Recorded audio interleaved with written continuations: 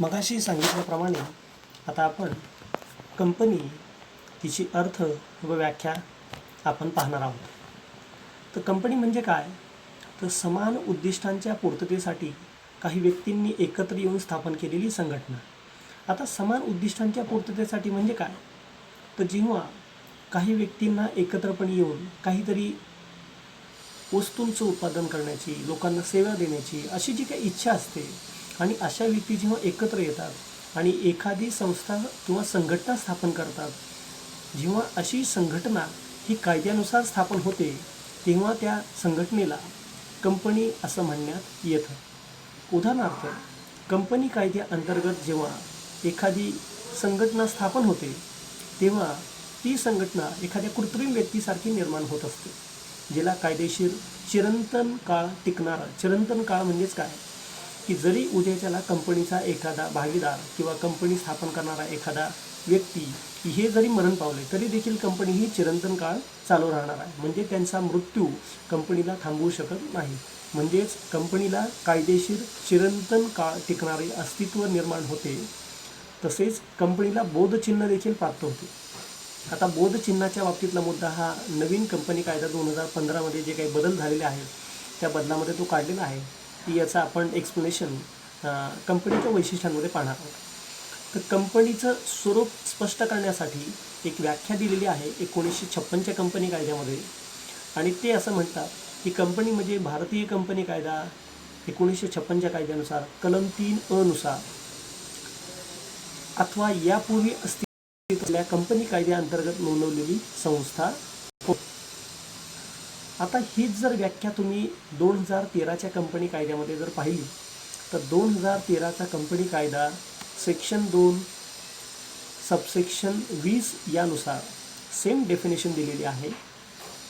आता डेफिनेशन पूर्वी मी तुम्हाला हे सांगू इच्छितो की तुम्ही कोणताही कंपनी कायदा जेव्हा अभ्यासता तेव्हा कंपनी कायद्यामधला सेक्शन 1 जो असतो तो हा सेक्शन 1 हे कंपनीचं प्रिलिमिनरी, ज्याच्यामध्ये शॉर्ट टायटल असेल, ॲनेक्चर असेल, ह्या सर्व गोष्टी ह्या सेक्शन 1 कव्हर केल्या जातात. तर सेक्शन 2 हा जो सेक्शन असतो तो ह्या सेक्शन 2 नेहमी डेफिनेशन्स दिलेल्या असतात.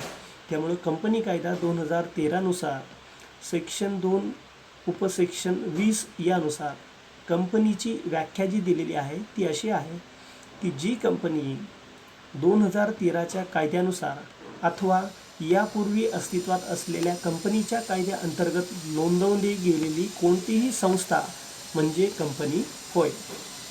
तर दुसरीकडे प्राध्यापक हॅने असं म्हणतात, कंपनी म्हणजे दुसरं तिसरं काही नसून अनेक व्यक्तींनी आर्थिक लाभासाठी, इथे बघा महत्त्वाचं उद्दिष्ट काय आहे तर आर्थिक लाभासाठी एकत्र येऊन निर्माण केलेली ऐच्छिक संघटना होय. म्हणजे त्यांनी स्वतःच्या इच्छेनुसार आपल्याला काही आर्थिक लाभ मिळणार आहे ह्या उद्देशाने एकत्र येऊन जी संघटना स्थापन केलेली आहे त्या संघटनेला आपण कंपनी असं म्हणतो. या संघटनेचे भांडवल म्हणजे जे कॅपिटल आहे ते हस्तांतरक्षम भागात विभागलेले असते व भागांची मालकी ही सभासदत्वाची अट असते. म्हणजेच जर तुम्हाला कंपनीचं सभासद व्हायचं असेल तर तुम्हाला किमान त्या कंपनीचे भाग खरेदी करणं हे गरजेचं असतं. आता पुढे जर आपण पाहिलं तर न्यायमूर्ती लिंडले यांनी अशी एक व्याख्या केलेली आहे. ते म्हणतात, कंपनी म्हणजे अनेक व्यक्तींनी एकत्र येऊन कंपनीच्या भांडवलात आपले योगदान देणारी ऐच्छिक संघटना होय.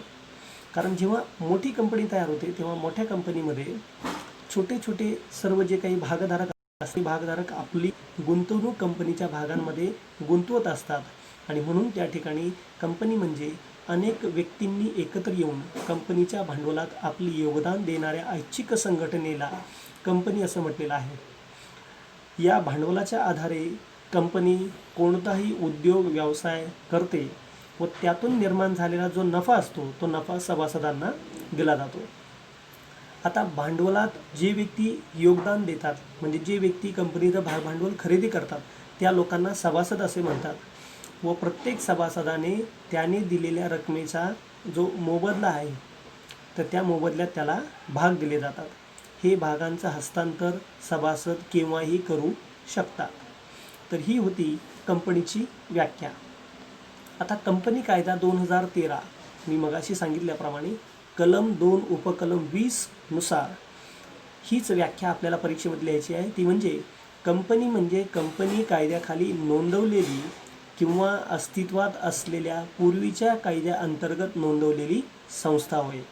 आता याचं जर आपल्याला एक्सप्लेनेशन पाहिजे असेल तर मी याचं उदाहरण देऊ शकतो.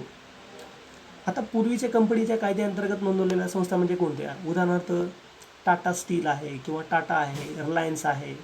तर ह्या कंपन्या 1956च्या कंपनी कायद्यानुसार स्थापन झालेल्या आहेत. तर आता इथून पुढे किंवा 2013 नंतर ज्या नवीन कंपन्या अस्तित्वात येणार आहेत किंवा स्थापन होणार आहेत तर त्या कंपन्या ह्या कंपनी कायदा 2013 नुसार स्थापन होणार आहेत. तर जी कंपनी या कायद्याअंतर्गत ज्या कंपनीची नोंदणी केली जाईल किंवा पूर्वीच्या कायद्याअंतर्गत जर कंपनीची नोंदणी झालेली असेल तर त्या कंपनीला कंपनी असं आपण म्हणू शकतो.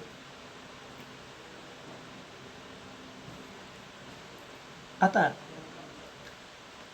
कंपनी जेव्हा निर्माण होते तेव्हा कंपनीला कायद्याने अस्तित्व निर्माण प्रदान केलेलं असतं आणि जेव्हा कंपनीला कायद्याने अस्तित्व प्रदान केलेलं असतं त्यावेळेला कंपनी ही कृत्रिम व्यक्ती असून जिला स्वतंत्र कायदेशीर अस्तित्व आणि कायमची परंपरा आहे.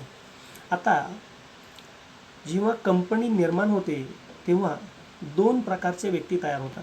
एक म्हणजे स्वतः कंपनी जी कृत्रिम व्यक्ती आहे ती, आणि दुसरं म्हणजे ज्या व्यक्ती कंपनीला चालवणार आहेत त्या व्यक्ती. मग तो कंपनीचा मालक असेल, मॅनेजिंग डायरेक्टर असेल किंवा सर्वंट असतील किंवा मॅनेजर असतील, हे सगळे. म्हणजे जेव्हा कंपनी कायद्याने निर्माण केली जाते तेव्हा कंपनी ही कृत्रिम व्यक्ती आहे, तिला स्वतःचं स्वतंत्र अस्तित्व आहे आणि तिला कायमची परंपरा आहे. म्हणजे कंपनी स्वतःचं नाव स्वतः चालवू शकते. कंपनी ही कुठल्याही भागधारकावरती मालकावरती अवलंबून राहत नाही आणि कंपनीला स्वतःचं असं बोधचिन्ह असतं आणि त्या कंपनीच्या सभासदांची जबाबदारी ही मर्यादित असून कंपनीचे जे भाग आहेत त्या भागांचं हस्तांतरण केलं जातं. तसेच या सर्व भागांची किंवा त्या भाग भांडवलाची जी नोंद आहे ती सरकारी नोंद ठेवली जाते.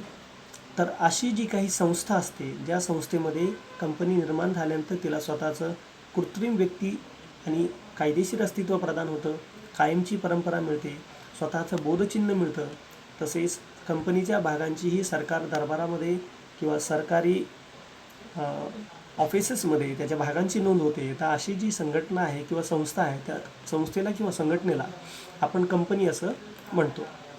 आता कंपनीची जी वैशिष्ट्ये आहेत त्या वैशिष्ट्यांमध्ये पहिलं वैशिष्ट्य आपण समजून घेणार आहोत आणि ते म्हणजे इंडिपेंडंट लीगल पर्सनॅलिटी. आता ही जी इंडिपेंडंट लीगल पर्सनॅलिटी आहे तर हे सगळ्यात महत्त्वाचं कंपनीचं वैशिष्ट्य आहे. हे समजून घेत असताना आपल्याला हे लक्षात असलं पाहिजे की जेव्हा कंपनी ही रजिस्टर्ड केली जाते किंवा कंपनी निर्माण केली जाते त्यावेळेला कंपनीला स्वतःची लीगल पर्सनॅलिटी म्हणजे कायदेशीर अस्तित्व त्यांचं सेपरेट आहे, प्लस लीगल स्टेटस म्हणजे कायद्याच्या दृष्टिकोनात कंपनी देखील आहे. तर हे जेव्हा 2 गोष्टी एकत्र होतात त्यावेळेला कंपनी स्वतःच्या नावावरती कोणत्याही प्रकारची मालमत्ता खरेदी करू शकते, कंपनी कोणत्याही व्यक्तीबरोबर करार करू शकते, कंपनी कोणत्याही व्यक्तीच्या विरोधामध्ये गुन्हा दाखल करू शकते, तसेच कंपनीवरती देखील कोणीही गुन्हा दाखल करू शकतं. म्हणजे अशा प्रकारचे अधिकार हे कंपनीला इंडिपेंडंट लीगल पर्सनॅलिटी म्हणून प्राप्त होतात. तर आता हे कशा प्रकारे घडतं तर याच्यासाठी आपल्याला एक केस लॉ आहे जो आपल्याला समजून घ्यावा लागेल. आणि तो केस लॉ काय आहे तर सगळ्यात प्रचलित अशी जी एक केस होती ती म्हणजे सोलेमन वर्सेस सोलेमन कंपनी लिमिटेड, याचा आपण या ठिकाणी संदर्भ देऊ शकतो. तर आता सोलेमन वर्सेस सोलेमन लिमिटेड हे काय आहे तर सोलेमन नावाचा एक त्याचं नाव होतं मिस्टर आर्मन सोलेमन या नावाचा एक व्यक्ती होता आणि त्याचा बुटाचा व्यवसाय होता. त्यानं आपला व्यवसाय सोलेमन अँड कंपनी नावाची एक कंपनी तयार केली आणि ह्या कंपनीला त्याने स्वतःचा व्यवसाय विकून टाकला. ही कंपनी त्याने स्वतः स्थापन केलेली होती आणि ह्या कंपनीमध्ये 7 सभासद होते, ज्यामध्ये स्वतः सोलेमन ज्याने 20,000चे शेअर्स घेतले होते आणि 10,000 रुपयांचे त्याने कर्जरोखे खरेदी घेतले होते. तसेच सोलेमनने इतर राहिलेले जे भाग भांडवल आहे ते भाग भांडवल तो स्वतः, त्याची वाईफ, त्याची मुलगी आणि त्याची 4 मुलं अशी 7 व्यक्तींनी एकत्र येऊन ही कंपनी तयार करण्यात आली होती. जेव्हा कंपनी स्थापन झाली त्यावेळेला कंपनीकडे एकूण 4,000 रुपयाची मालमत्ता होती. त्या 4,000पैकी 20,000चे शेअर्स हे सोलेमनने स्वतः खरेदी केले होते. 10,000 रुपयाचे कर्जरोखे देखील सोलेमनने स्वतः खरेदी केलेले होते. म्हणजे 30,000 रुपये तर स्वतः सोलेमननेच आणलेले होते. आणि उरलेली जी रक्कम होती ती जी काही इतर जे अनसिक्युअर्ड क्रेडिटर होते, त्या अनसिक्युअर्ड क्रेडिटर म्हणजे ज्यांना कुठल्याही प्रकारची सुरक्षितता देण्यात आलेली नव्हती, ह्या लोकांकडे हे कर्जरोखे होते. पुढे 1 वर्षानंतर काय झालं की हा जो सोलेमन नावाचा व्यक्ती होता की ज्याने जी कंपनी टाकली होती, सोलेमन वर्सेस सोलेमन कंपनी, ही कंपनी दिवाळखोरीत निघाली. आणि जेव्हा कंपनी दिवाळखोरीमध्ये गेली त्यावेळेला कंपनीची जी पोझिशन होती ती अशी होती की कंपनीकडे फक्त 6,000 पाऊंडाच्या ॲसेट्स होत्या आणि कंपनीचं देणं हे 17,000 पाऊंड असं होतं. मग त्या 17,000चं डिस्क्रिप्शन जर सांगायचं म्हटलं तर 17,000मध्ये 10,000 रुपयेचे डिबेंचर हे सोलेमनचे स्वतःचे होते आणि 7,000 रुपयाचे अनसिक्युअर्ड क्रेडिटर जे दुसऱ्या व्यक्तीचे होते. आता प्रश्न हा निर्माण झाला की पहिल्यांदा पैसे द्यायचे कोणाचे? कारण की सोलेमन हा जो व्यक्ती होता त्या व्यक्तीने स्वतः सोलेमन अँड कंपनी नावाची कंपनी टाकली होती, त्याने ती सुरू केलेली होती, तो त्याचा मालकही होता. आणि दुसरीकडे जे 7,000 रुपयांचे असुरक्षित कर्जधारक होते तर ते होते. तर ते असुरक्षित कर्जधारक असे म्हटले की सोलेमन हा स्वतः त्या कंपनीचा मालक आहे, त्यामुळे सगळ्यात पहिल्यांदा पैसे आम्हाला देण्यात यावे.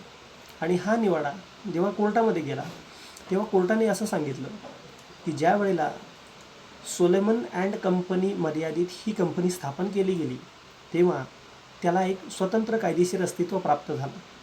आणि सोलेमन अँड कंपनी लिमिटेड ही एक स्वतंत्र कायदेशीर अस्तित्व असल्यामुळे जे उरलेले 6,000च्या ज्या ॲसेट्स आहेत त्या ॲसेट्सवरती सर्वात प्रथम सोलेमनचा अधिकार आहे, कारण की तो त्या कंपनीचा भागधारक पण आहे आणि कर्जरोखेधारक पण आहे.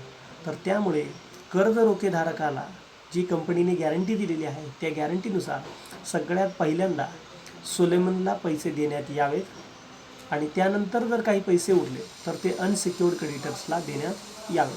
आता हे फक्त का घडलं? कारण की कंपनीला कायद्याने स्वतंत्र कायदेशीर अस्तित्व दिलेलं होतं आणि त्यामुळेच सोलेमनला त्या ठिकाणी पहिल्यांदा पैसे मिळाले आणि अनसिक्युअर्ड क्रेडिटर्सला पैसे मिळाले नाहीत. तर हा पॉईंट आपण सर्वांनी महत्त्वाचा या ठिकाणी समजून घेण्याचा आहे. तर मला वाटतं आपण हे पहिलं वैशिष्ट्य आज आपण या ठिकाणी इथे पाहिलेलं आहे. उद्याच्याला मी इतर काही वैशिष्ट्य आणि त्यांच्या संबंधी जे काही केस लॉ असतील त्या केस लॉ मी आपल्याबरोबर शेअर करणार आहे. थँक्यू.